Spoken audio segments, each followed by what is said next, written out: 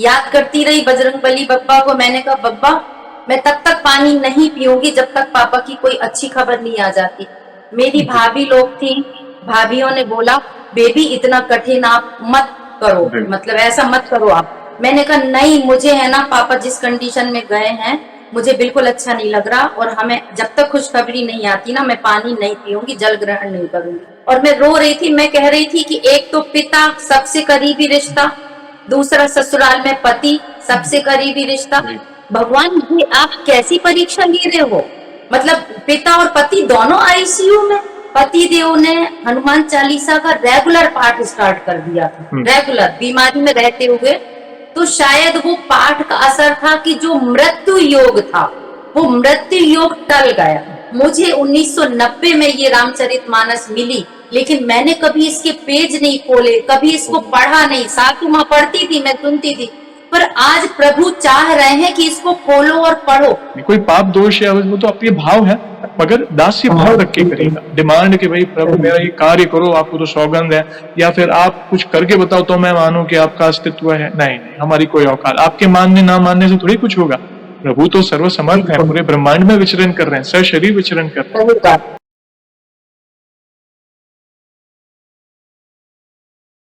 जय श्री राम दोस्तों, कैसे हो आप? हमारी चैनल में आप सभी का स्वागत है। मैं हूं आपका दोस्त जयेश वाघेला, फाउंडर ऑफ धार्मिकस्टोरी.com एंड सीक्रेट मिस्ट्रीज। दोस्तों, आज मैं फिर से लौटा हूं एक और इंटरेस्टिंग वीडियो कॉल सेशन के साथ। हनुमान जी के भक्त ऑनलाइन है और उत्सुक है अपना अनुभव शेयर करने के लिए। और वीडियो में आगे बढ़ने से पहले आप सभी को बता दूं कि अगर आप भी हनुमान जी से जुड़े अपने अनुभव मुझसे इंस्टाग्राम वीडियो कॉल पर शेयर करना चाहते हैं तो इंस्टाग्राम का लिंक मैंने डिस्क्रिप्शन में दी है, उस पर क्लिक करें, मुझे फॉलो करें और मैसेज करें। मैं जल्द से जल्द आपसे जुड़ूंगा और वीडियो कॉल सेशन शेड्यूल करूंगा। और अगर आप ईमेल के माध्यम से अपने अनुभव शेयर करना चाहते हैं तो हमारा ईमेल आईडी है dharmikstory@gmail.com। तो चलिए आगे बढ़ते हैं आज के इस वीडियो कॉल सेशन में। नमस्कार बहन, जय श्री राम आपको। जय श्री राम भाई जी, जय श्री राम। जय श्री राम, आपका बहुत बहुत स्वागत है आज के इस वीडियो कॉल सेशन में और धन्यवाद जो आप अपना समय निकाल कर इनिशिएटिव ले रहे हैं हमारे प्रिय बालाजी से जुड़ा अपने अनुभव शेयर करने के लिए। सबसे पहला सवाल बहन ये बताएं कि आपका पूरा नाम क्या है, आप कहाँ से बिलोंग करते हैं और आप क्या करते हैं?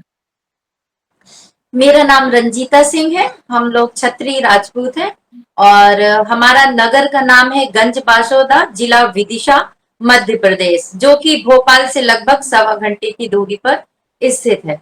और मैं अभी फिलहाल सोशल वर्कर हूँ, हाउस वाइफ हूँ, और पिछले 15 साल लगभग 2002 से 17 तक मैंने टीचिंग की है। ओके, आप टीचिंग फील्ड से बिलोंग करते थे और एमपी से बिलोंग करते थे। धन्यवाद जुड़ने के जी। लिए, हम बहुत उत्सुक है बहन आपके अनुभव को जानने के लिए। और आगे बढ़ने से पहले सभी दर्शकों से कहना चाहूंगा कि अगर आप रेगुलर बेसिस पर हनुमान जी से जुड़े अनुभव देखना चाहते हैं, उनसे जुड़ी महिमा रेगुलर सुनना चाहते हैं तो हमारी चैनल को अवश्य सब्सक्राइब करें, बेल आइकॉन को अवश्य दबाएं ताकि आने वाले भक्तों के प्यारे प्यारे अनुभव आप सबसे पहले देख सकें। और बहन, जैसे आपको पता है ये जो सेशन है हमारे प्रिय हनुमान जी से जुड़ा है, तो अगला सवाल उन्हीं से जुड़ा है। ये बताएं कि जीवन में सबसे पहले आप हनुमान जी से कब जुड़े, कैसे जुड़े, जीवन के किस मोड़ पर जुड़े, और शुरुआत की जर्नी के बाद जो भी आपके अनुभव हैं जिसमें हनुमान जी महाराज ने कोई असंभव कार्य संभव किया हो, या उनकी ऊर्जा महसूस की हो, या कोई संकेत मिले हो, या फिर ऐसे कोई अनुभव जिससे आपका उनके प्रति विश्वास अटूट हुआ है, तो जो भी आपकी जर्नी है उसे आप डिटेल में साझा कर सकते हैं। जी भाई जी, सबसे पहले हम बताएंगे आपको कि बचपन से हमारे घर में जो हमारी दादी माँ थी वो बहुत पूजा पाठ वाली थी, और उस टाइम वो लहसुन प्याज वगैरह कुछ नहीं खाती थी। और एक उन्होंने शालीग्राम स्थापित किए थे, तो उनका विधिवत पूजन होता था। कहते हैं उनका पाक रसोई में प्रसाद वगैरह बनता था और लगता था। लेकिन जब हमारी दादी गुजर गई तो हमारे पापा 3 भाई हैं, तो लोगों ने बोला कि ये तो बहुत पाक पूजा होती है शालीग्राम की, तो ऐसा करें कि इनको गंगा जी में प्रवाहित कर दें, क्योंकि इनकी सेवा कोई कर नहीं पाएगा। तो हमारे पिताजी आगे आए, उन्होंने बोला कि हमारी पत्नी पूजा करेंगी और पत्नी नहीं करेंगी तो मैं पूजा करूंगा। तो इस तरह से वो भगवान हमारे घर पे आए, उनके साथ साथ शिव परिवार थे, हनुमान जी थे। लेकिन हनुमान जी की पूजा ऐसी धारणा थी, मैं मायके से, मैं यूपी उत्तर प्रदेश से हूँ मैं। जी। तो उत्तर प्रदेश में हनुमान जी को एक ऐसे देवता के रूप में छवि बनी है कि जो ब्रह्मचारी हैं उन्हें महिलाओं से दूर रहना चाहिए। लेकिन मन ही मन में तो हम मानते थे भगवान जी को। और वहां मंगलवार शनिवार को, जैसे आज का माहौल है, आज घूमने फिरने के लिए बहुत सारी जगह हैं, लेकिन मेरा बर्थ 1971 का है, तो उस समय स्कूल और मंदिर, इसके अलावा कुछ होता नहीं था कि कहीं भी हमें जाना है, हफ्ते में एक दिन आउटिंग करनी है तो मंदिर चले जाओ। जी। तो एक मंदिर था वहां पर जो बहुत भव्य था, हनुमान जी का और उनके सामने शिव जी का, जी। दो दो भगवान थे। जी। तो वहां जाते थे तो शंकर जी को प्रसाद चढ़ाते थे और हनुमान जी को लड्डू लेके जाते थे। और ऐसा वो मतलब मैं हृदय में वास करने लगे वो हनुमान जी। वो मैं बचपन की बात बता रही हूँ आपको कि बस मैंने ये सोचा कि ये ऐसे भगवान हैं कि जिनको बस लड्डू चढ़ा दो और ये भगवान प्रसन्न हो जाते हैं बहुत जल्दी। मेरी माँ बोला करती थी कि भोले बाबा बहुत जल्दी खुश होते हैं, भोले बाबा की पूजा करनी चाहिए। तो जी। मुझे लगता हाँ भोले बाबा हैं, वाकई में जल्दी प्रसन्न होने वाले देवता हैं। पर हनुमान जी को लड्डू चढ़ा दो और मनोकामना पूरी कर लो। तो ऐसे करके धीरे धीरे मैं बड़ी होती गई, मैंने अपना स्कूल किया। तो जब मेरा रिजल्ट आने का टाइम होता था तो मैं कहती थी, मैं बब्बा बोलती थी उनको, बजरंग बली बब्बा। तो मैं कहती थी बब्बा, हाँ बब्बा पास कर देना आप तो हम लड्डू चढ़ाएंगे। और पास हो जाती थी। और ऐसे करके फिर मेरी मैं जब 12th में थी तो मेरी जल्दी शादी हो गई थी। शादी होके मैं ससुराल आ गई। जी। ससुराल आ गई तो मेरा पढ़ने का, आगे पढ़ने की इच्छा थी मेरी। तो मैं भगवान से कहती थी, भगवान आपने इतनी जल्दी मुझे बंधन में क्यों बांध दिया, जी। मुझे तो अभी आगे और पढ़ाई करनी थी। तो इच्छा थी कि कुछ ऐसा संयोग बनाए हमारे बब्बा कि मुझे वापस से पढ़ाई करने को मिल जाए।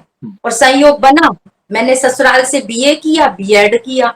अब बीए बीएड किया, हाँ, बीए बीएड किया और ऐसे मेरे शादी के 12 साल निकल गए। जी। 12 साल निकल गए। एक दिन मैं मंदिर गई, मंदिर गई और बस दर्शन कर रही थी मैं। और दर्शन करते करते मुझे हनुमान जी के मंदिर के बाहर एक मुझे जो होती ना चौक, चौक का एक टुकड़ा पड़ा मिला, चौक का टुकड़ा। जी। तो पता नहीं कहाँ से हमारी माइंड में एक क्लिक सा हुआ कि चौक का टुकड़ा ये क्या संकेत है, चौक का टुकड़ा।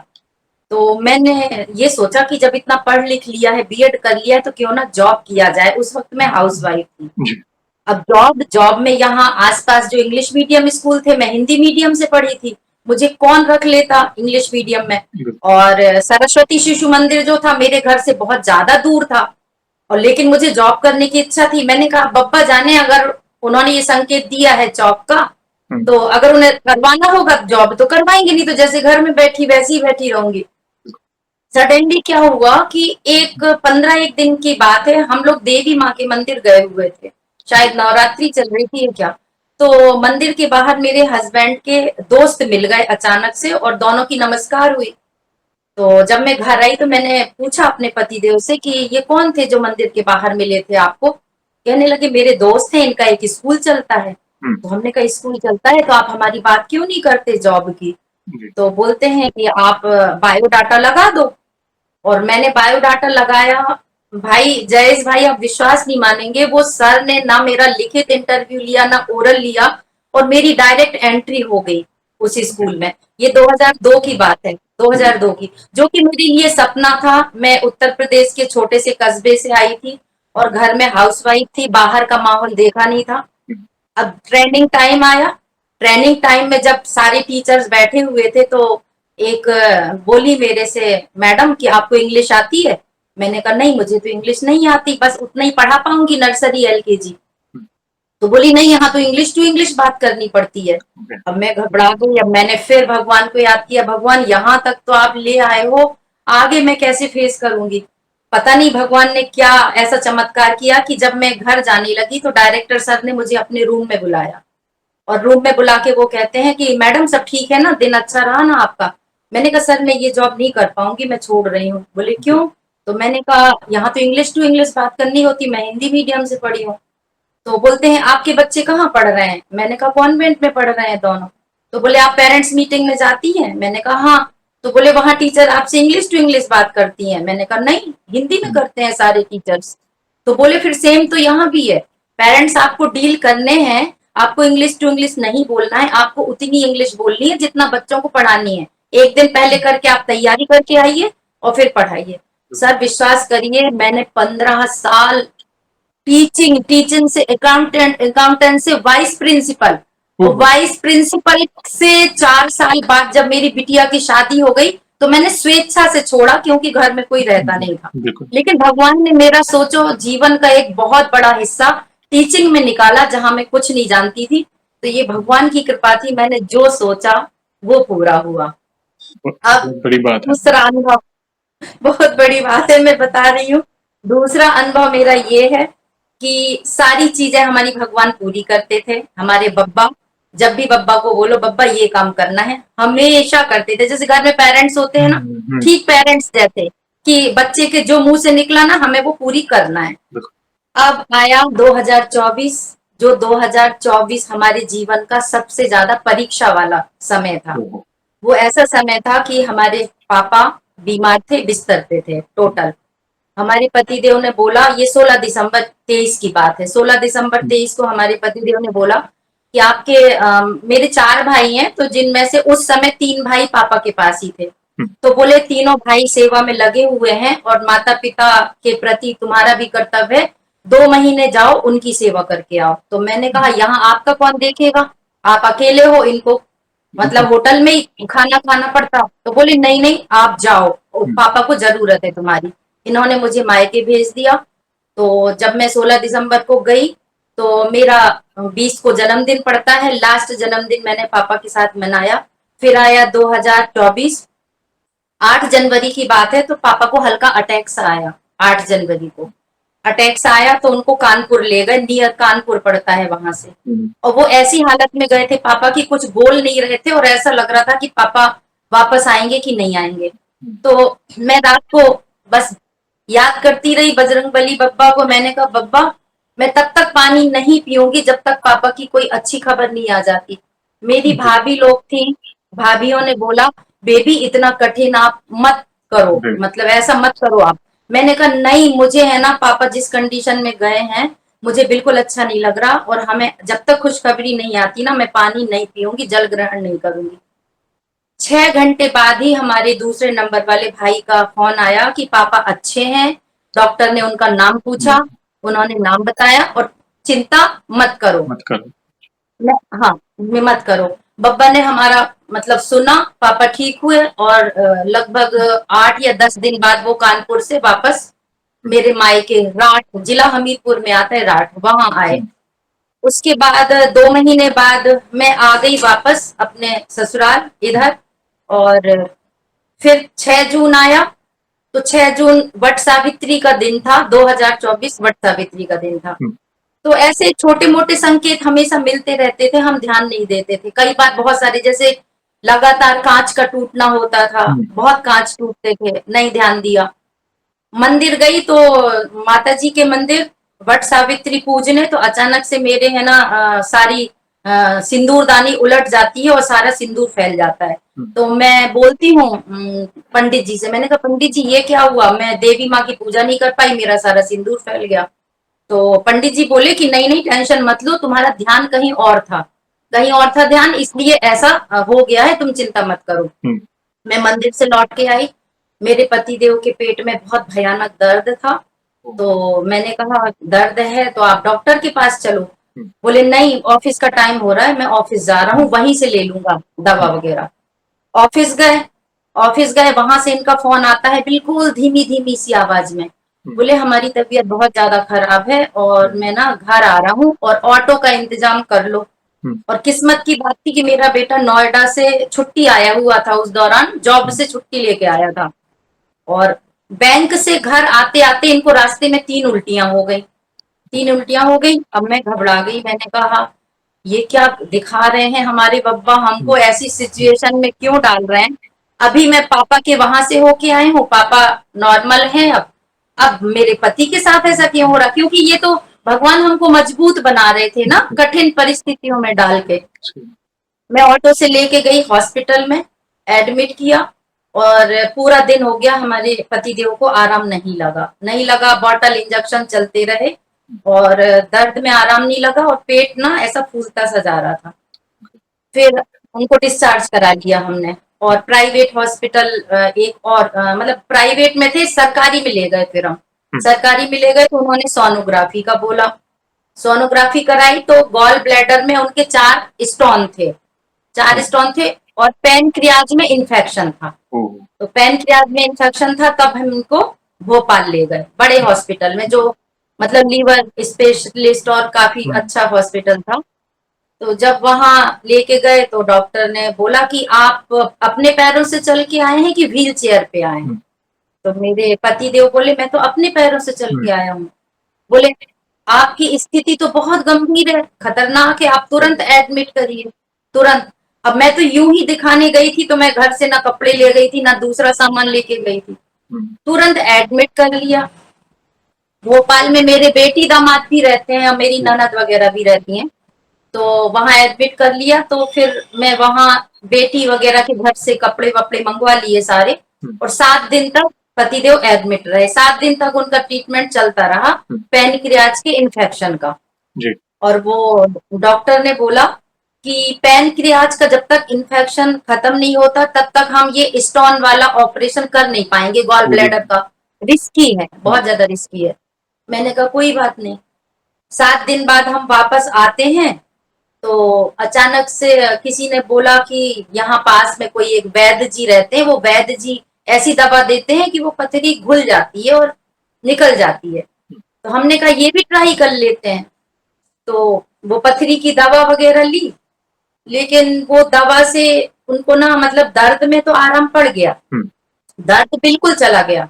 हमारे पति देव ऑफिस भी रेगुलर हो गए, जबकि डॉक्टर ने बोला था आप बेड रेस्ट करेंगे, बेड रेस्ट। इन्होंने बेड रेस्ट नहीं किया, ये रेगुलर ऑफिस जाते थे और पूरा दिन बैठते भी थे। जी, ये सब कृपा, भगवान की कृपा की हो रहा था, लेकिन कष्ट नहीं हो रहा था। अंदर कोई चीज थी लेकिन कष्ट नहीं था।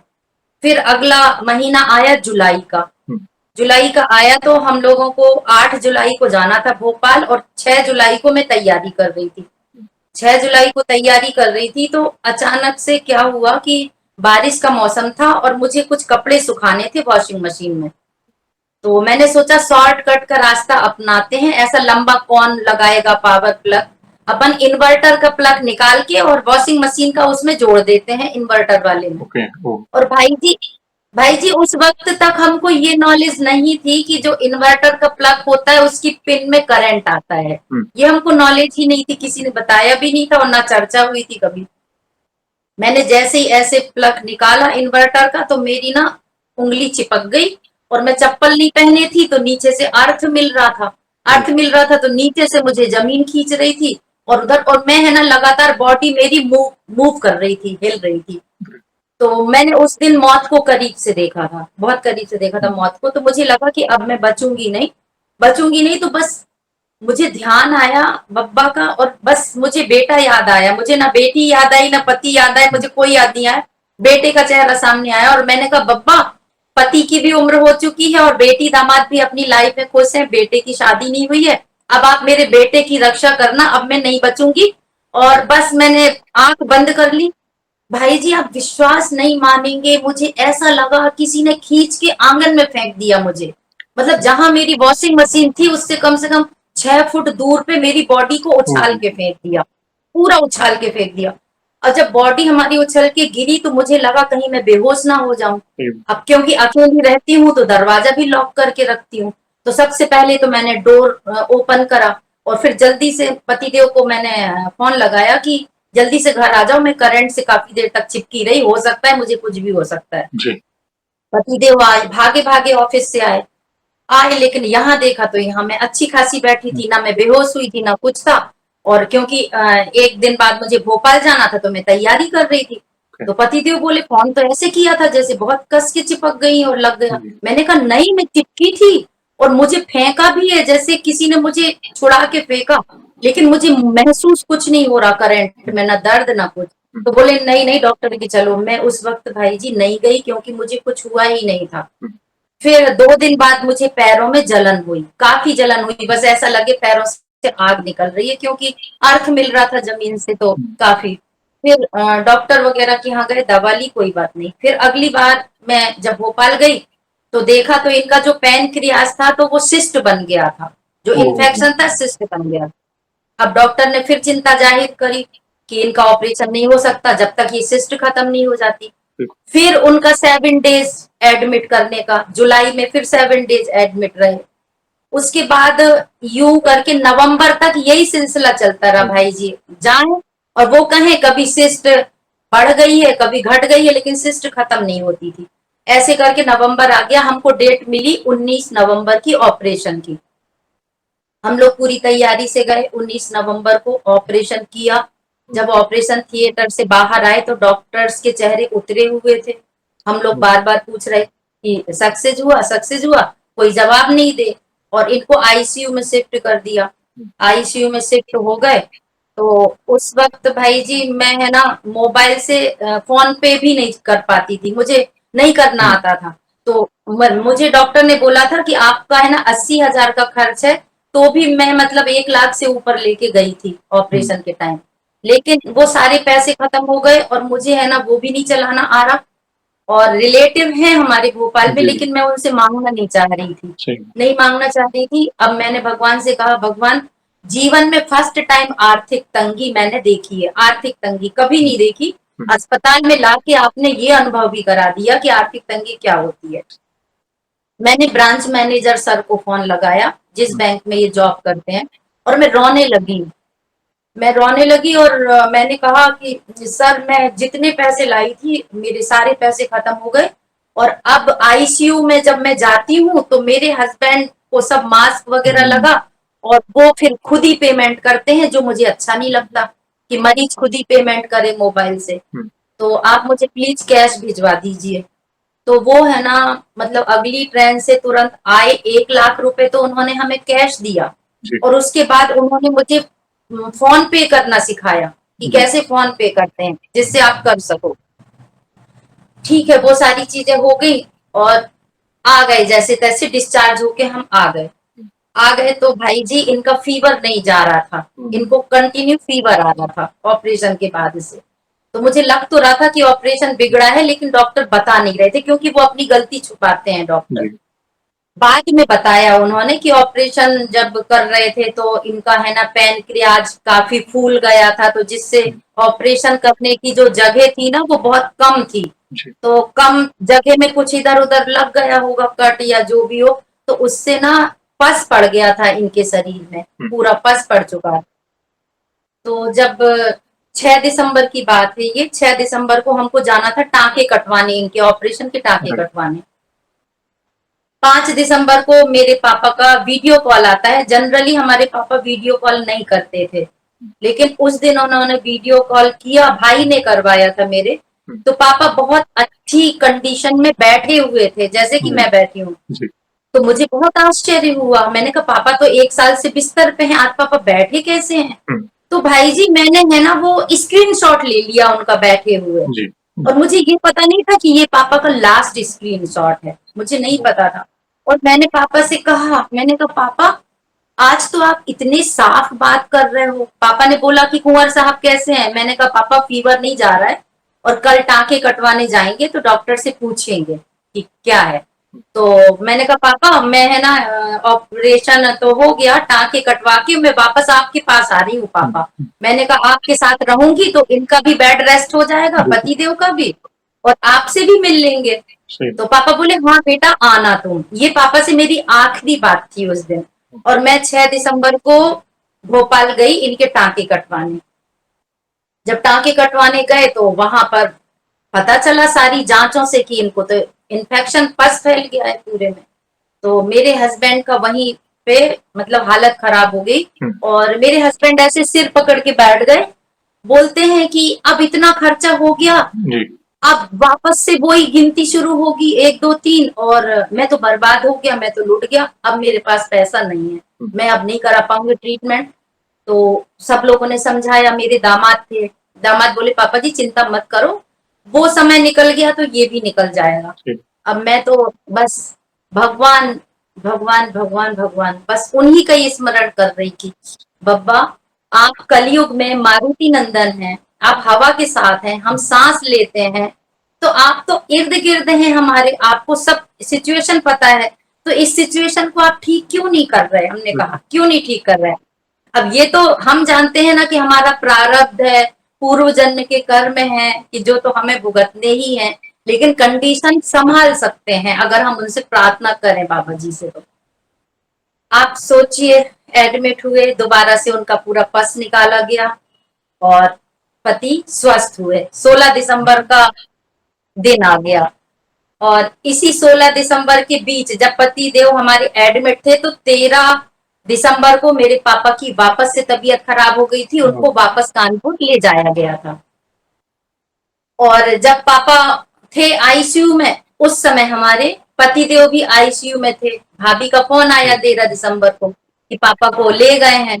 तो मैं आईसीयू के बाहर बैठ के रो रही थी, और मैं रो रही थी, मैं कह रही थी कि एक तो पिता सबसे करीबी रिश्ता, दूसरा ससुराल में पति सबसे करीबी रिश्ता।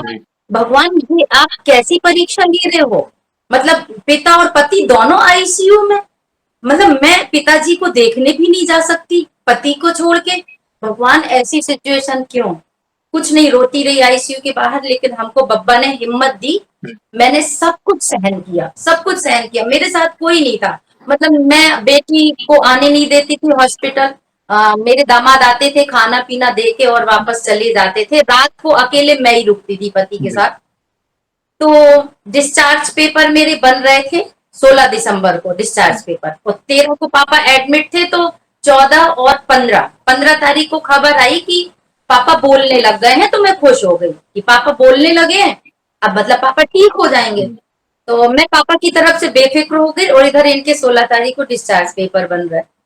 डिस्चार्ज पेपर जब बन रहे थे और मैं ऊपर से सामान उठा के नीचे ही आ रही थी कि भाभी का कॉल आ गया हॉस्पिटल में कि बेबी पापा नहीं रहे।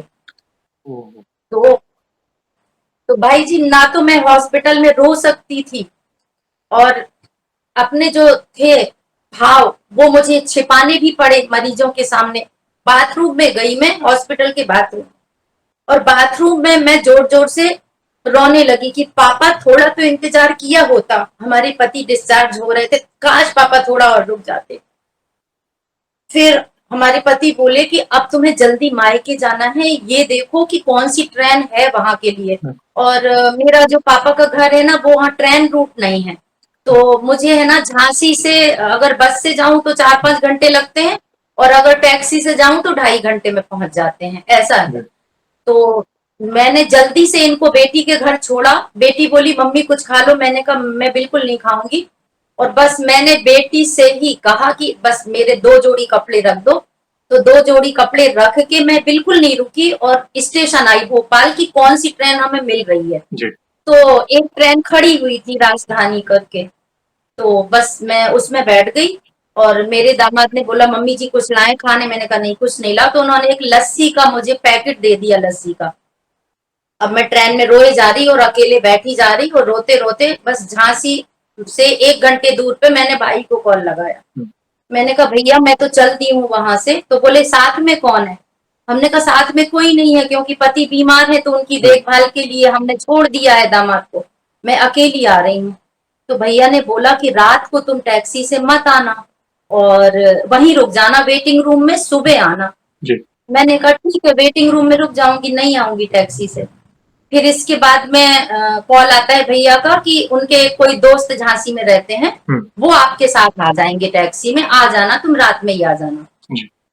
तो भैया के दोस्त हमको लेने आ गए, और मैं बैठी टैक्सी में। भाई जी वैसा मौसम हमने कभी नहीं देखा, इतना कोहरा, इतना कोहरा। हमने हनुमान चालीसा स्टार्ट कर दी, तुरंत मोबाइल में हनुमान चालीसा स्टार्ट कर दी।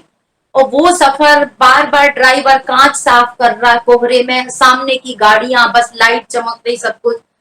और बस हनुमान चालीसा के भरोसे और बब्बा का जप करते करते और मैं मायके आ गई। मायके आ गई, पापा को देखा, और अगले दिन उनका अंतिम संस्कार करके, और फिर मैं अगले ही दिन वापस भोपाल की ट्रेन पकड़ के आ गई, पतिदेव के पास आ गई। और फिर धीरे धीरे सब नॉर्मल हुआ भाई जी। यही हमारा सबसे बड़ा एक्सपीरियंस था। और सबसे आश्चर्य की बात आपको ये बताएं कि इस दौरान जब हमारे पतिदेव बीमारी से जूझ रहे थे, तो मेरी सिस्टर ने हनुमान चालीसा का पाठ करने पतिदेव को बोला था। जैसे हम लोग हनुमान की भक्ति तो करते थे, मंदिर जाना, सब कुछ करना, पूजा पाठ जैसे करते हैं भगवान की वैसे करना, पर पाठ नहीं करते थे, हनुमान चालीसा के पाठ कभी नहीं करते थे। तो पतिदेव ने हनुमान चालीसा का रेगुलर पाठ स्टार्ट कर दिया था, रेगुलर, बीमारी में रहते हुए। तो शायद वो पाठ का असर था कि जो मृत्यु योग था वो मृत्यु योग टल गया। और आज आज 16 दिसंबर 2024 और आज 26, 2 साल हो गए। 2 सालों में हमारे पति देव भोपाल नहीं गए, यहाँ एक भी टैबलेट नहीं खाई उन्होंने। वो नासे रोग हरे सब पीरा, जपत निरंतर हनुमत बीरा। वो सारी कृपा भगवान की हुई, आज तक हुई।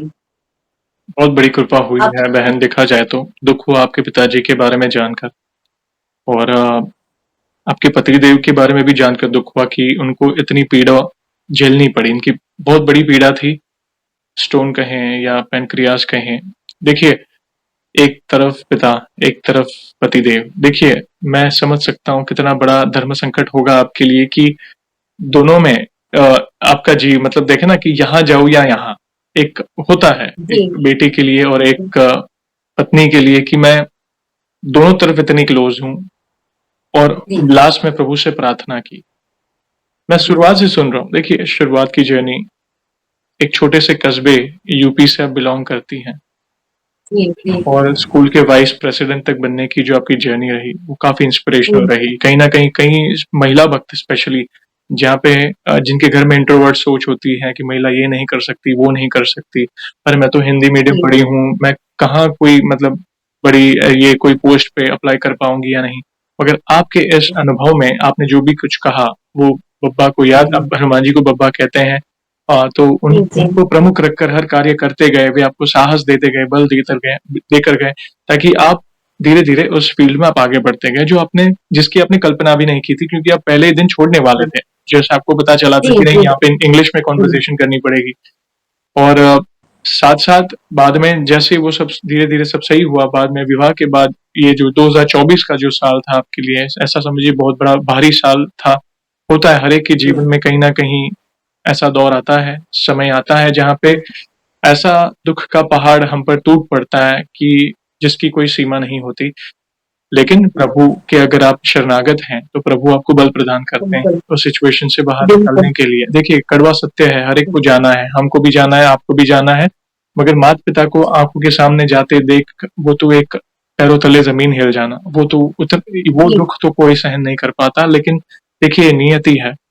और प्रभु के नाम में वो बल है कि हमें वो इतना बल देते हैं कि हम उस सिचुएशन से मूव ऑन कर जाते हैं, क्योंकि जीवन है, हम पर बाकी मेंबर्स भी तो डिपेंड है। मगर ये जो जर्नी है मतलब एक पूरी नॉन स्टॉप जर्नी है जहाँ पे हर कदम कदम पर उन्होंने आपका साथ दिया है। आप भले संकट आ रहा था मगर आप प्रभु को नहीं भूल रहे थे। सरल भक्ति, बिल्कुल सच्चे भाव से आप प्रार्थना कर रहे थे। ऐसा नहीं कोई तोड़ना टोटका किया, किसी को बताने गए, नहीं नहीं, मात्र प्रार्थना कि बब्बा आप देख लो, प्रभु आप देख। और फिर आपने हनुमान चालीसा के बारे में बात की। देखिए, बहुत शक्ति है हनुमान चालीसा पाठ में, जानकर अच्छा लगा। बहुत यहाँ पे जी एक सवाल पूछना चाहूंगा। जैसे उस दौरान 2024 में जैसे बाहरी अनुभव तो आपने देखे कि यहाँ पे कृपा हो रही है, यहाँ पे व्यवस्था हो रही है, पैसे नहीं है तो यहाँ से व्यवस्था हुई। मगर व्यक्तिगत तौर पे आपके अंदर क्या चेंजेस आए हनुमान जी की भक्ति से? आप अपने आप को किस तरह संभाल पाए? क्योंकि ये सवाल मैं इसलिए पूछ रहा हूँ क्योंकि ऐसा स्टेज हर एक को देखना है। कहीं ना कहीं अपनों को छोड़ के अगर कोई जाए, स्वधाम जी जाए, तो उस समय हम अपने आप को कैसे संभाल पाए? कैसे भक्ति वो उस समय काम आती है? आपको कैसे काम आई, प्लीज बताएं।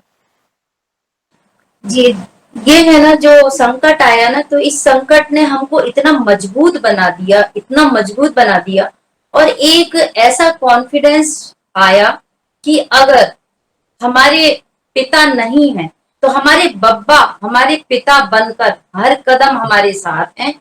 हमारी हर मुसीबत को वो अपने ऊपर ले लेते हैं, हमारी हर जरूरत को वो पूरी करते हैं। जिस तरह हमारे माता पिता चिंतित रहते हैं, तो इसी तरह हमारे बब्बा को भी चिंता होती है बिल्कुल। बच्चों की। जी। और हम अगर कुछ चाहते हैं तो हमारी चाहने से पहले ही वो पूरी कर देते हैं। जैसे हम छोटी सी आपको एक अनुभव, छोटा सा अनुभव बताते हैं कि जो अभी 9 जुलाई का अनुभव है, उससे पहले एक एग्जाम होता है बैंक में। वो एग्जाम होने से सैलरी बढ़ जाती है लगभग 3,000 रुपए। तो 4 पेपर होते हैं, उसके 4 बार चांस मिलता है। और हमारे पतिदेव हनुमान चालीसा पढ़ते ही है डेली के डेली। तो हमने कहा कि आप हनुमान चालीसा पढ़ते हैं तो आप ट्राई करिए। तो बोलते हैं तैयारी नहीं हो पाती है, बिल्कुल नहीं, हम दिन भर ऑफिस में तैयारी कहाँ करेंगे। फर्स्ट टाइम गए तो एक पेपर निकला, 3 नहीं निकले फर्स्ट टाइम। फिर आया दूसरा एग्जाम का, तो वो जा ही नहीं रहे थे, नहीं हमें नहीं जाना, नहीं जाना। हमने कहा आप जाओ, एक अनुभव मिलेगा आपको, बिल्कुल। ठीक है आप पास नहीं होगे, अनुभव तो मिलेगा। ये थोड़ा सा रात को गाइड पलटी और गए, और आप विश्वास नहीं मानेंगे, तीनों पेपर क्लियर हो गए, क्या- तीनों। मतलब लोगों को 4 चांस मिलते हैं, जी 4 में से इनको 2 में ही इनके तीनों क्लियर हो गए, और नेक्स्ट मंथ से इनकी सैलरी बढ़ गई। और अभी पिछले महीने 9 जुलाई को इनका प्रमोशन होकर ये ब्रांच मैनेजर बन गए भाई जी। बहुत- जबकि ये बोलते थे कि प्रमोशन तो होगा ही नहीं, मैं तो रिटायरमेंट ऐसे ही ले लूंगा, इसी सुपरवाइजर थे वो। जी तो बोलते थे कि प्रमोशन रुके हुए हैं, कहते हैं जो एमपी की गवर्नमेंट है उसने रोक लगा रखी है प्रमोशन में, तो प्रमोशन नहीं होते हैं। और इनके जो साथ वाले थे 1-2 साल पहले जो रिटायर हुए, तो सब इसी पोस्ट से ही हुए। रिटायर ये हाँ, ये फील्ड ऑफिसर थे, तो फील्ड ऑफिसर का ब्रांच मैनेजर बनना थोड़ा सा कठिन हो जाता है। लेकिन आ गया लेटर 9 जुलाई को, और आज वो पूरा बैंक संभाल रहे हैं। तो ये भी बब्बा की ही कृपा है। इनका ऐसा है, अगर इनको 6 बजे की ट्रेन पकड़नी होती है ना, जी तो ये सुबह 5 बजे नहा के हनुमान चालीसा पढ़ के ही ट्रेन पकड़ते हैं। दुनिया इधर से उधर हो जाएगी, पर उनका हनुमान चालीसा का पाठ नहीं होता है। और 2024 से पहले का आप पूछें, जी तो वो नहीं मानते, मतलब मानते थे पर ऐसे बैठ के पूजा नहीं करते थे। मानते थे जैसे मंदिर जाना, ये सब करना, लेकिन अगर जैसे एक टाइम, अब तो जैसे मेरी एज काफी हो गई, 54 चल रही है, लेकिन जब मैं यंग एज में थी तो जैसे कभी मैं बोलती थी कि भगवान को आप दीपक लगा दो, अच्छा दीपक नहीं अगरबत्ती लगा दो, तो ये नहीं सुनते थे। हमारे भगवान 5 दिन बैठे ही रहते थे, 5 दिन बैठे रहते थे, कोई अगरबत्ती नहीं, दीपक नहीं, कुछ भी नहीं। तो मैं जैसे कोई घर में बैठने भी आता था ना, तो मैं शिकायत किया करती थी पतिदेव की कि ये ना पूजा में बिल्कुल मन नहीं लगाते हैं। तो पतिदेव बोलते थे अरे कर्म प्रधान है, किसी की आत्मा मत दुखाओ, नर सेवा नारायण सेवा, हर जो भगवान की कृति है ना उसमें भगवान है। आप इंसानों को खुश करोगे ना तो भगवान अपने आप खुश हो जाएंगे। जॉब करो या घर का काम करो, कुछ भी करो ईमानदारी से करो तो भगवान खुश हो जाते हैं। ये इनका रहा करता था। लेकिन 2024 से हमने बोला सब कुछ ठीक है, आपकी बात मान रही हूँ, लेकिन भगवान चाहते हैं जैसे घर में मम्मी पापा होते ना कि बच्चा हमारे पास आके बैठे थोड़ी देर, जी बात करे हमारे साथ, फैमिली मेंबर, ऐसे हमारे बब्बा भी चाहते हैं कि ये हमारे पास आए, थोड़ी देर बैठे, बात करें, कुछ अपनी सुनाए। तो हमने कहा वो भी कनेक्शन चाहते हैं कि कनेक्ट हो, तो वो बब्बा की कृपा से वो हो गया। बहुत सुंदर। हमारी तरफ से उन्हें बहुत बहुत बधाई उनकी अचीवमेंट्स के लिए, अवश्य कहिएगा।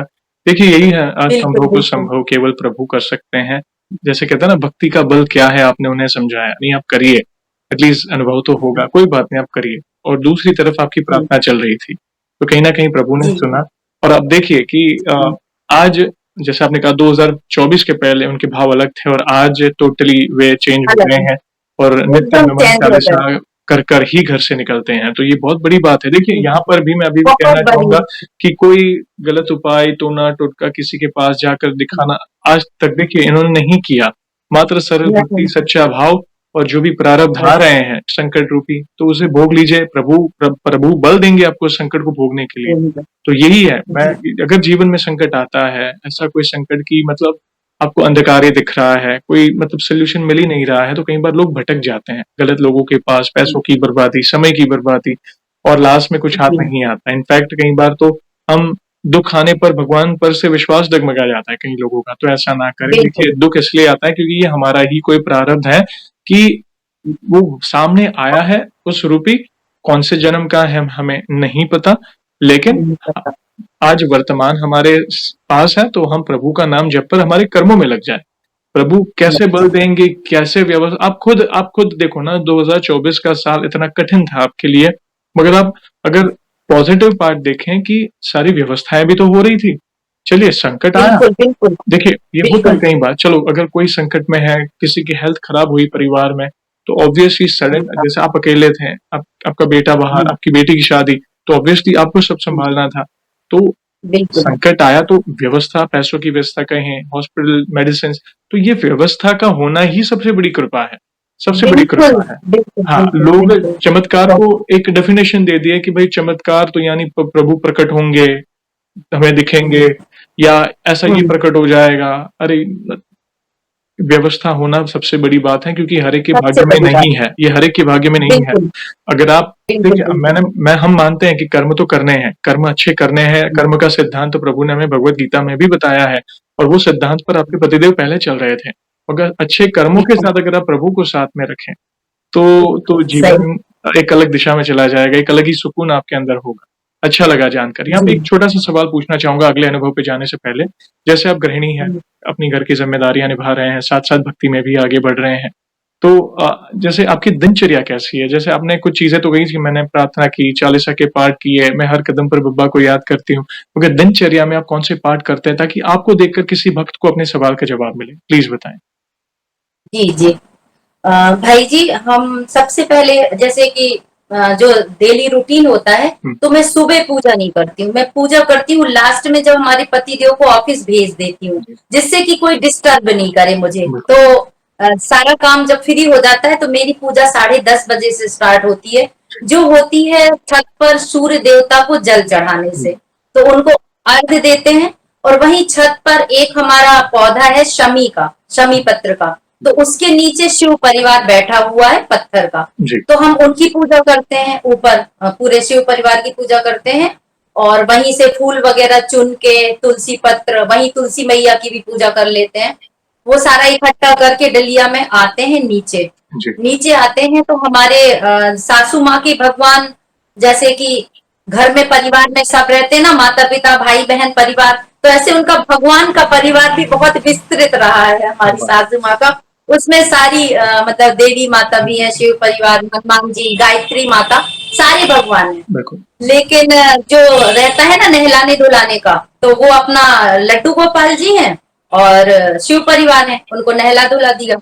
इसके बाद हमारी हनुमान जी की, राम दरबार की, उनकी पूजा होती है। और पाठ का अगर आप कहें जी, तो पाठ में हम शुरू से, मैंने 2011 में गुरु दीक्षा ली थी, मेरे गले में ये हमारे गुरु महाराज हैं। जी, जी, तो जो साध्वी रितंबरा जी के जो गुरु हैं, तो वो ही गुरु हमारे हैं 2011 में। तो उनकी गुरु दीक्षा लेने के बाद से हमारे घर में नॉनवेज वगैरह तो आता ही नहीं है, एग जी, वगैरह कुछ नहीं आता, हुँ, पूरा साधु संतों जैसा है। और पाठ हमको हमारे गुरु महाराज ने ये बोला था, मंत्र आप चुन लो। गुरु दीक्षा हम दे रहे हैं, हाँ मंत्र आप अपनी स्वेच्छानुसार चुनिए। जी, तो मैंने है ना शिव जी का चुना था मंत्र, शंकर जी का। तो मैं एक माला शिव जी की करती हूँ शुरू में, राम जी की करती हूँ एक माला और हनुमान जी की करती हूँ। कुल 3 तो माला का जप होता है हमारा। और जो चालीसा पढ़ती हूँ मैं, तो हनुमान चालीसा पढ़ती हूँ और शिव चालीसा पढ़ती हूँ। और पहले जब थोड़ा सा बेटे का जब नया नया जॉब था तो बजरंग बाण भी पढ़ती थी, लेकिन आपके ही वीडियो के माध्यम से बहुत सारी चीजें जो है वो आपके वीडियो के माध्यम से हमने पूजा पद्धति में सुधार किया है। जी, तो उसमें ये था कि जब बहुत ज्यादा कष्ट हो जब बजरंग बाण पढ़ना हुँ, चाहिए, क्योंकि हनुमान जी को व्यर्थ में नहीं परेशान करना चाहिए।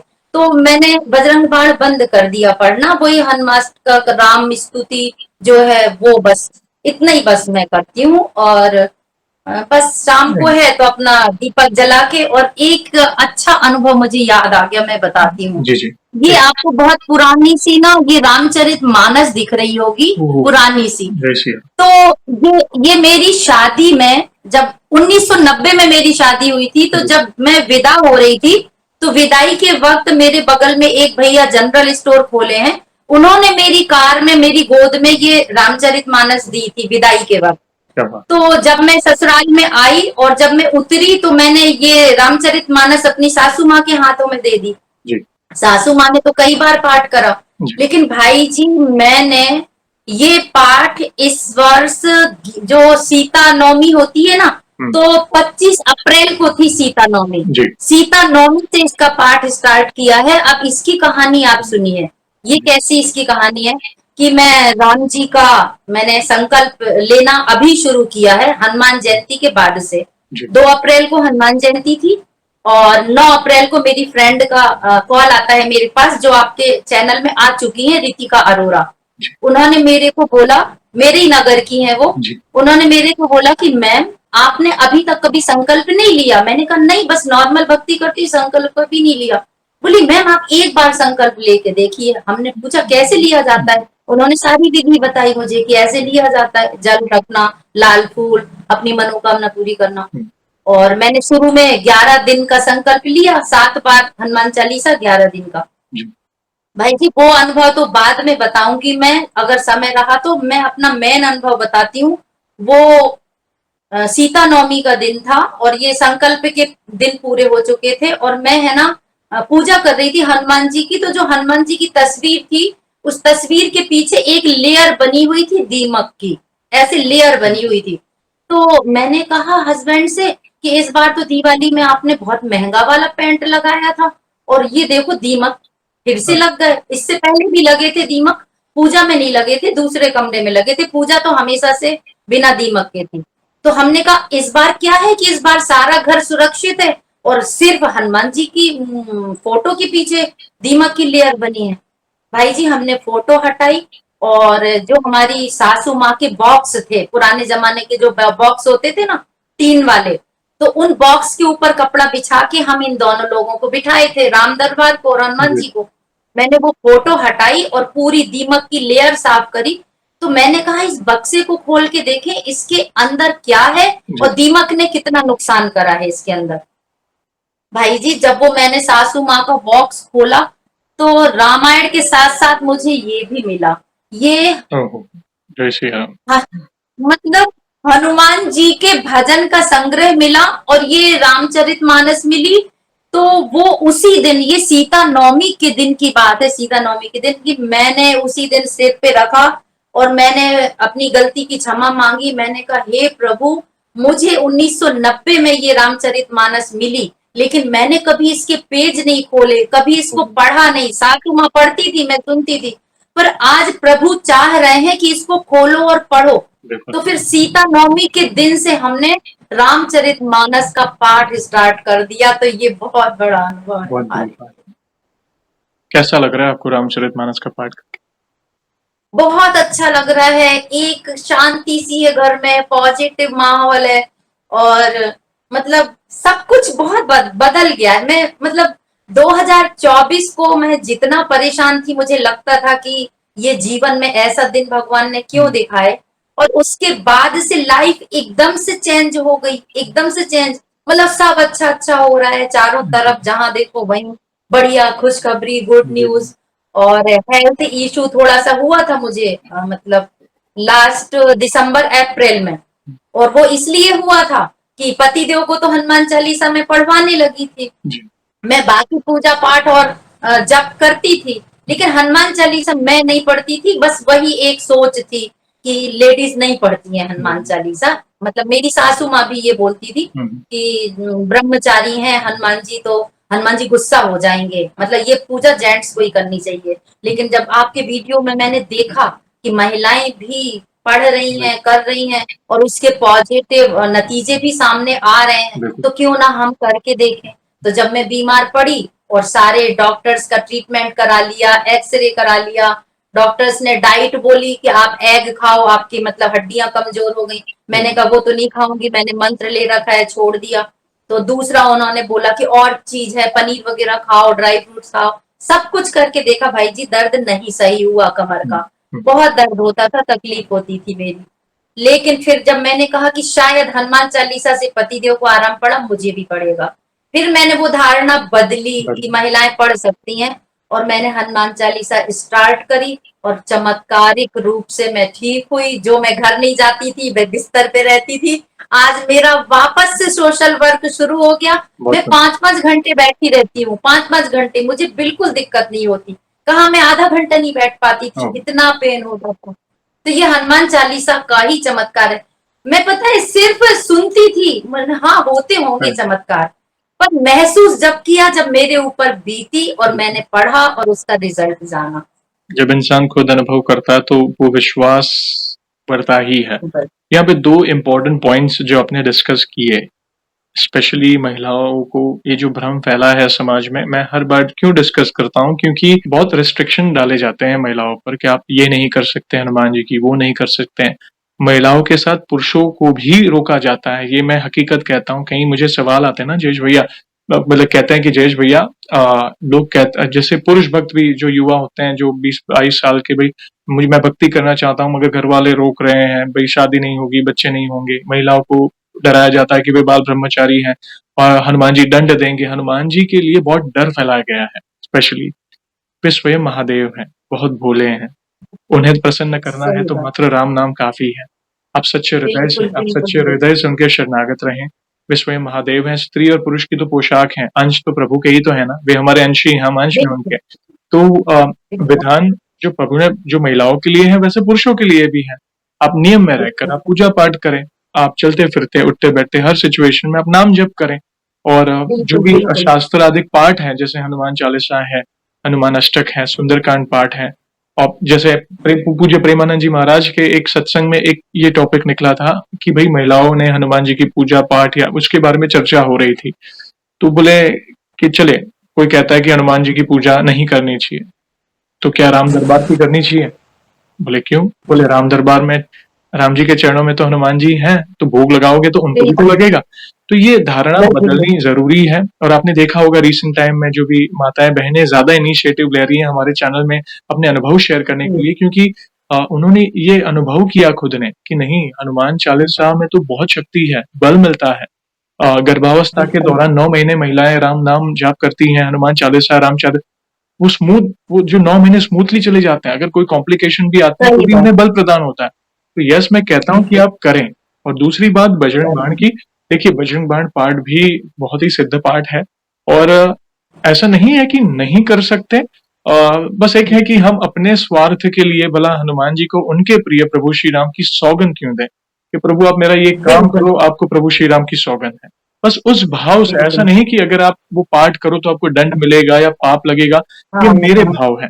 या क्योंकि जी, देखिए आप यूट्यूब पर भी देखोगे या कोई अलग अलग गुरुजनों को सुनोगे तो कोई कहता है कि करिए, तो कोई कहता है कि नहीं करिए, कोई तो कहता है कि भाई करेंगे तो ये दंड मिलेगा, ये बहुत खतरनाक पाठ है। ऐसा नहीं है। मतलब पाठ है जिसमें प्रभु की महिमा, उनके बल के बारे में हम बात करते हैं। बस एक ये जो सौगंध वाली बात है, तो ये तो अपने भाव है कि मैं अपने जो भी कार्य के लिए, माया के लिए, मैं प्रभु को सौगंध दूं छोटी छोटी बातों में, जो परम पिता है मेरे। हुँ, तो अगर आपको कोई बिल्कुल। कहे कि भाई तू मेरा ये काम कर दे, तुझे तेरी मम्मी की सौगंध है, तुझे तेरे पापा की सौगंध है, हुँ, जैसे कहीं होते हैं, जैसे बचपन में सौगंध हम इमोशनल हो जाते थे। तो हनुमान जी को सही, जो प्रिय है वो करिए ना। बिल्कुल, हनुमान जी तो मात्र राम नाम से प्रसन्न होते हैं। अगर आप कुछ प्रसन्न भी नहीं होते हैं। करेंगे, मात्र राम नाम भी लेंगे, तो वो कार्य सिद्ध हो जाएगा। और चलिए, अगर बिल्कुल, बिल्कुल। कई गुरुजनों ने ऐसा भी कहा है कि भाई आईसीयू वाली स्थिति आ जाती है, पानी गले के ऊपर चला गया, अगर कोई सॉल्यूशन नहीं भी मिल रहा है और अगर आपको बजरंग बाण का पाठ करना भी पड़ रहा है, तो दास्य भाव रख के करें। डिमांड नहीं, बिल्कुल, दास्य भाव के प्रभु, बिल्कुल, मैं क्षमा चाहता हूँ सही। कि मुझे ये पाठ करना पड़ रहा है, मगर आपको पता है मेरी पूरी सिचुएशन कैसी हो गई है, मैं असमर्थ हूँ, कोई रास्ता नहीं मिल रहा है, आगे क्या होने वाला है मुझे कुछ नहीं पता, आप तो सर्वसमर्थ हैं। हुँ, मैं क्षमा मांग के, एक बिल्कुल, दास्य भाव रख के, वो आप पाठ करें, कोई दिक्कत नहीं, कोई पाप दोष या वो तो आपके भाव है, मगर दास्य हाँ, भाव रख के बिल्कुल, करिएगा। डिमांड कि भाई प्रभु सही। मेरा ये कार्य करो, आपको तो सौगंध है, या फिर आप कुछ करके बताओ तो मैं मानूं कि आपका अस्तित्व है। नहीं नहीं, हमारी कोई औकात, आपके मानने ना मानने से थोड़ी कुछ होगा। प्रभु तो सर्वसमर्थ है, बिल्कुल, पूरे ब्रह्मांड में विचरण कर रहे हैं, सशरीर विचरण कर रहे हैं। सही बात। और आपके घर में बिल्कुल, महादेव जी की भक्ति थी, तो महादेव जी को भी तो राम नाम प्रिय है। और वहीं से आपको देखा बिल्कुल। जाए तो महादेव जी ने ही आपको हनुमान जी की भक्ति के लिए हाँ, प्रेरणा दी। बिल्कुल, बिल्कुल, तो बिल्कुल। उन्होंने ही जोड़ा है मुझे यस, तो हनुमान जी आपने से। भाव जताया तो हनुमान चालीसा आपके जीवन में आई। हनुमान चालीसा है से आपको ऐसा समझिए कि रामचरितमानस वो दीमक की लाइन तो निमित्त बना। प्रभु चाहते थे कि वो बिल्कुल, बॉक्स खुले और उसमें से जो रामचरितमानस निकले और आप पढ़िए उसे, क्योंकि हनुमान जी को पढ़ें, रामचरित्र का गुणगान बहुत प्रिय है। आप हनुमान जी के बखान करेंगे उतना वो प्रसन्न नहीं होंगे जितना आप राम जी का बखान करेंगे। तो ये सही सब बात। कृपा है। ये कई बार हमारी समझ से परे हो जाता है। ये मनुष्य बुद्धि इतनी, मतलब हम तो सब तर्क वितर्क में पड़े रहेंगे, वो तो परम शक्ति है, उनके सामने तो हम बिल्कुल, क्या औकात हमारी। या बिल्कुल, बिल्कुल, एक सही सवाल और बोला पूछना आपने। चाहूंगा आगे बढ़ने से पहले।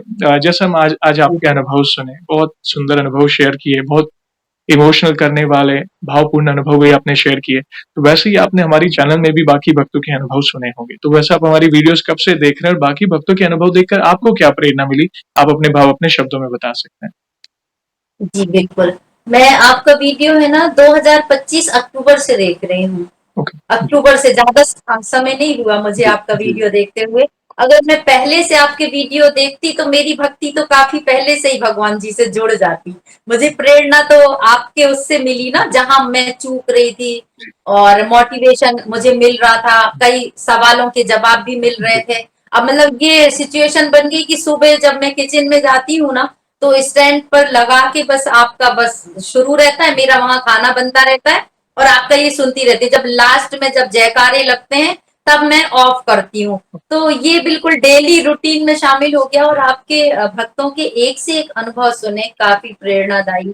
और उसमें एक कोई भैया आए थे, उन्होंने बताया था जो कि एक बार वो कहीं मंदिर से निकले थे कि कहाँ से, तो जंगल में उनको शायद कोई निगेटिविटी लेके जा रही थी। तो फिर है ना उनके पापा के रूप में वो आ गए थे, हनुमान जी पापा के रूप में, और उनको उस गलत रास्ते से निकाल के लाए थे। और जब उन्होंने घर का दरवाजा खोला तो देखा वहां पर पापा तो खड़े ही हुए थे, मतलब यस। मतलब वो रोंगटे खड़े कर देने वाला था कि ऐसा भी मतलब होता है क्या। और एक ये भी बताया था कि वो कहीं पर बिना लहसुन प्याज का वो क्या खा रहे थे।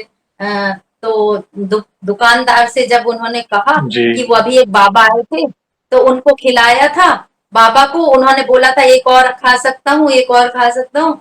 तो उन्होंने बोला कहाँ, कोई बाबा नहीं थे, आप ही तो थे। कहने लगे बिल्कुल। बाबा तो कोई नहीं था, मुझे तो सिर्फ आप दिखे थे, बाबा तो नहीं दिखा था। तो वो एक चौंकाने वाला था। और एक और था कि वो बाबा की जो गठरी थी तो उन्होंने सोचा कि ये बूढ़े बाबा हैं, लाओ इनका वजन हम उठा उठा लेते हैं, लेते ये वृद्ध है तो मैं कुछ दूर उठा के चलता हूँ। और कहते जब मैंने वो उठाई बोरी तो उसमें इतना वजन था, इतना वजन था, और वो बाबा तो उसको इजीली लेके जा रहे थे। और फिर वो एक गली में मुड़ गए।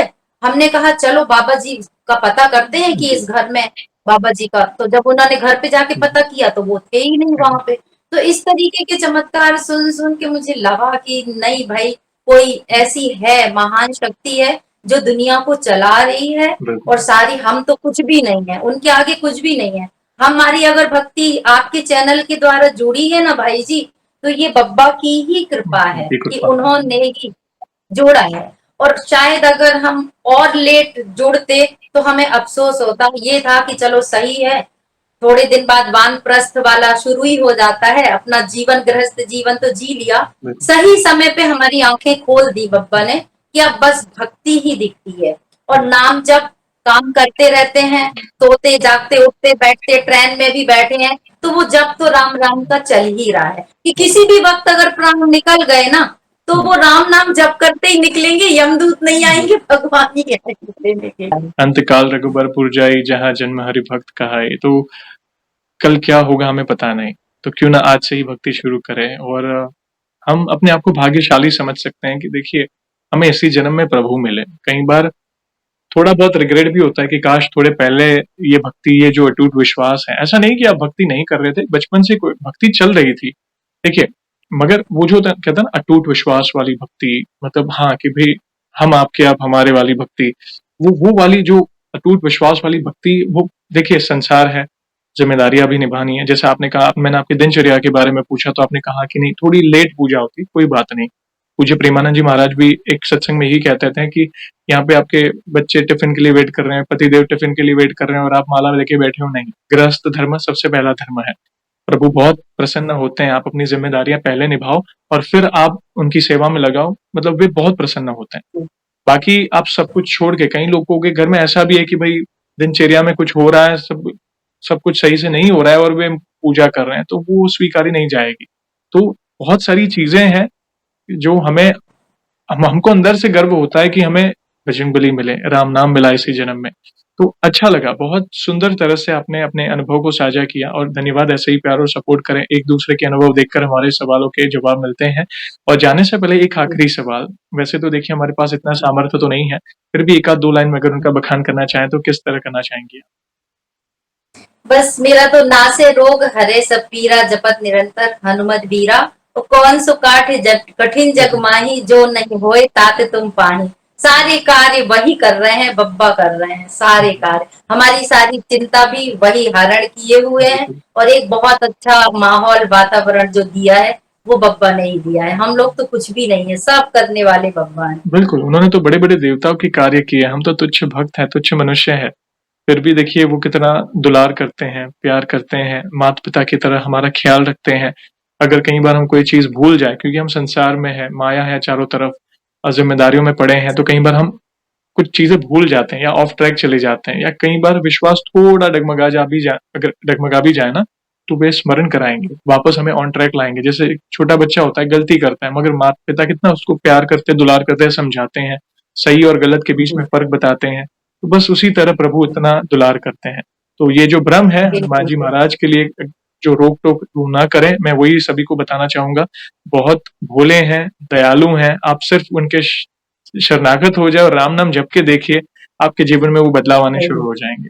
तो धन्यवाद बहन, बहुत ही बिल्कुल। सुंदर और अनमोल शब्दों में आपने उनकी महिमा का गुणगान किया और इन फ्यूचर में भी जब भी आपको लगे कि और भी नए अनुभव हुए हैं और भी कोई बाकी रह गया हो, तो इस भाई को अवश्य मैसेज करिएगा, मैं फिर से जुड़ना चाहूँगा। और बिल्कुल सेशन को हम ऐसे ही एंड नहीं करेंगे, आपको तो पता ही है, प्रभु श्री राम के नाम का जयकारा और हनुमान जी के नाम का जयकारा अवश्य लगाएँगे, फिर सेशन को एंड करेंगे। तो आप जुड़िए, जो भी भक्त जहाँ कहीं से इस सेशन को देख रहा है, भारत में है, भारत के बाहर है, चल फिर रहा है, ऑफिस में, किचन में, प्लीज़ जयकारे में जुड़िए, फिर सेशन को एंड करेंगे।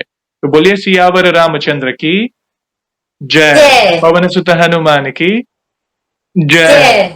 वंस अगेन बहन, थैंक यू वेरी मच अपने प्यारे-प्यारे अनुभव शेयर करने के लिए। जय श्री राम, जय हनुमान। जय। जय श्री राम भाई, जय श्री राम।